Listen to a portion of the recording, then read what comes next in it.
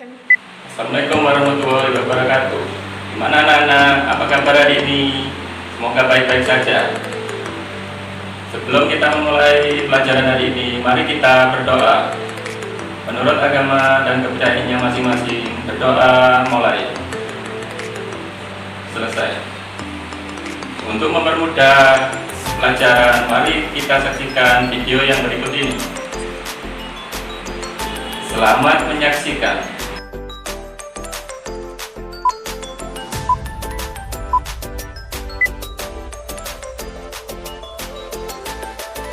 Di video kali ini kita akan belajar materi kelas 3, tema 1, subtema 2, pertumbuhan dan perkembangan manusia, pembelajaran 1. Pertumbuhan pada manusia ditandai dengan perubahan fisik berupa bertambahnya ukuran tubuh manusia. Dan pertumbuhan manusia terjadi sejak di dalam kandungan. Setelah lahir, pertumbuhan manusia bertambah besar dari bayi hingga dewasa. Namun, setelah dewasa pertumbuhan manusia berhenti. Sedangkan perkembangan tidak bisa dilihat dengan ukuran tubuh ataupun timbangan. Perkembangan ditandai dengan proses menuju kedewasaan. Contohnya, bayi yang baru lahir hanya bisa menangis.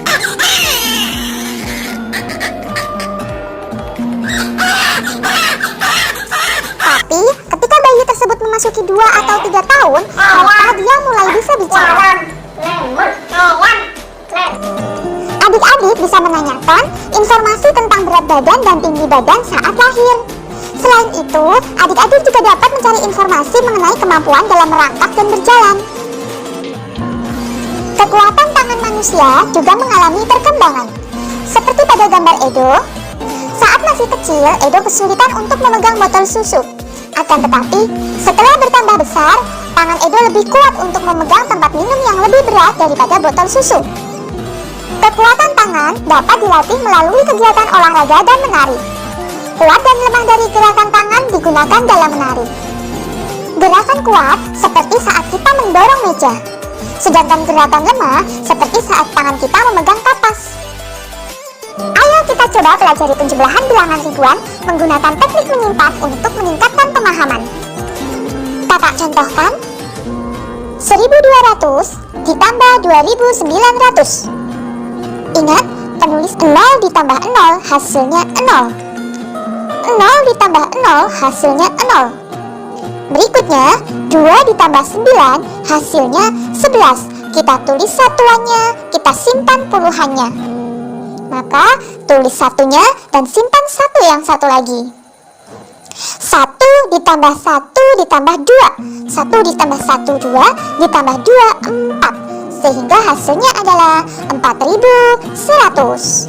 Berikutnya contoh yang kedua, 2465 ditambah 3208. 5 ditambah 8 hasilnya 13. Tulis satuannya dan simpan puluhannya. 13 berarti satuannya 3, puluhannya 1, simpan satunya. 1 ditambah 6 ditambah 0, maka hasilnya 7. Lalu 4 ditambah 2 hasilnya 6. 2 ditambah 3 hasilnya 5. Maka hasil dari penjumlahan 2465 ditambah 3208 yaitu 5673.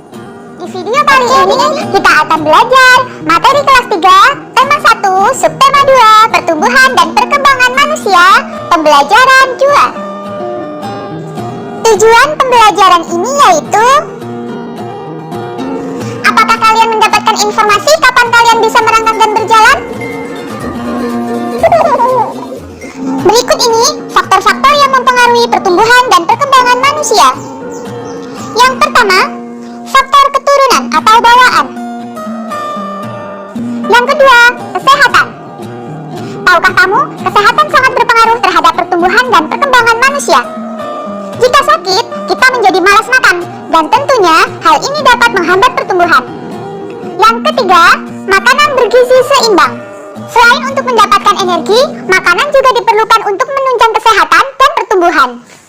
Oleh karena itu, makanlah makanan yang bergizi seimbang dan hindari makan makanan yang kurang sehat. Berikutnya, istirahat, rekreasi, dan olahraga. Anak-anak dalam masa pertumbuhan memerlukan tidur yang cukup, karena istirahat sangat mempengaruhi perkembangan dan pertumbuhan manusia. Selain itu, dengan rekreasi juga dapat menghilangkan kebosanan, sehingga badan kita menjadi lebih segar, sehat, dan semangat. Dan yang tidak kalah pentingnya adalah olahraga. Olahraga akan membuat aliran darah lancar, otot-otot tubuh pun menjadi lentur, padat, dan kuat, sehingga tubuh pun menjadi kuat dan sehat. Allah menciptakan manusia dengan fisik yang berbeda-beda. Perbedaan ini adalah karunia yang harus kita syukuri. Dan kita juga harus saling menghargai dan menghormati. Saling menghormati antar sesama merupakan pengamalan sila kedua Pancasila. Sila kedua Pancasila berbunyi kemanusiaan yang adil dan beradab. Simbol sila kedua adalah rantai. Lambang ini menunjukkan bahwa bangsa Indonesia sangat menjunjung tinggi nilai-nilai kemanusiaan, saling menghormati, saling menyayangi, dan juga memperlakukan manusia yang lainnya dengan baik. Kita akan belajar materi kelas 3, tema 1, subtema 2, pertumbuhan dan perkembangan manusia, pembelajaran 3. Tujuan pembelajaran ini sebagai berikut. Masih ingatkah kalian dengan gerakan kuat dan lemah tangan pada gerakan tari? Ayo praktikkan gerakan tersebut sambil bernyanyi lagu tepuk tangan. Tangan kanan, tangan kiri mempunyai jari, direntangkan, dibengkokkan, putar pergelangan, acung depan dilentikan, ayo tepuk tangan. Makanan sangat berpengaruh terhadap pertumbuhan dan perkembangan manusia. Makanan yang penting untuk pertumbuhan dan perkembangan adalah makanan yang menyehatkan dan bergizi. Makanan yang menyehatkan dan bergizi meliputi: yang pertama, makanan pokok. Makanan pokok bisa berupa nasi, kentang, jagung, roti, ubi, dan sagu. Yang berikutnya, lauk pauk.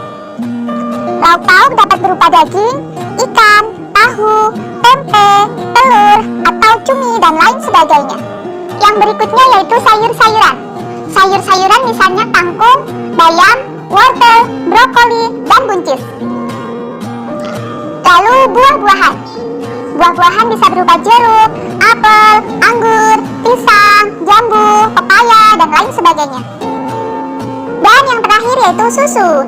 Susu bisa susu sapi ataupun susu kambing. Makanan-makanan tersebut mengandung gizi seperti karbohidrat, protein, lemak, vitamin, mineral, dan air. Karbohidrat terdapat pada makanan pokok, sedangkan protein terdiri atas dua jenis, yaitu protein hewani dan protein nabati. Protein hewani adalah protein yang berasal dari hewan, misalnya ikan, daging, susu, keju, dan telur. Protein nabati adalah protein yang berasal dari tumbuh-tumbuhan, misalnya tempe dan tahu. Vitamin banyak terdapat pada sayur-sayuran dan buah-buahan. Mineral banyak terdapat pada ikan, sayur, dan susu. Jagalah makanan yang kita makan agar selalu bersih dan menyehatkan. Makanan yang bersih, menyehatkan, dan bergizi akan membantu pertumbuhan dan perkembangan manusia dengan baik. Berikutnya, berilah tanda centang pada makanan yang sebaiknya dimakan setiap hari. Dan berilah tanda silang pada makanan yang sebaiknya dimakan sesekali saja atau bahkan dihindari. Tuliskan pula alasannya pada tempat yang tersedia. Gambar pertama adalah gambar beberapa jenis buah. Seperti yang baru saja dibahas tadi, bahwa buah merupakan sumber air serta vitamin. Dengan mengkonsumsi buah setiap hari, maka akan semakin menunjang kesehatan tubuh kita. Sehingga, makanan seperti ditunjukkan pada gambar pertama ini sebaiknya dikonsumsi atau dimakan setiap hari, karena banyak mengandung vitamin yang berguna bagi tubuh kita.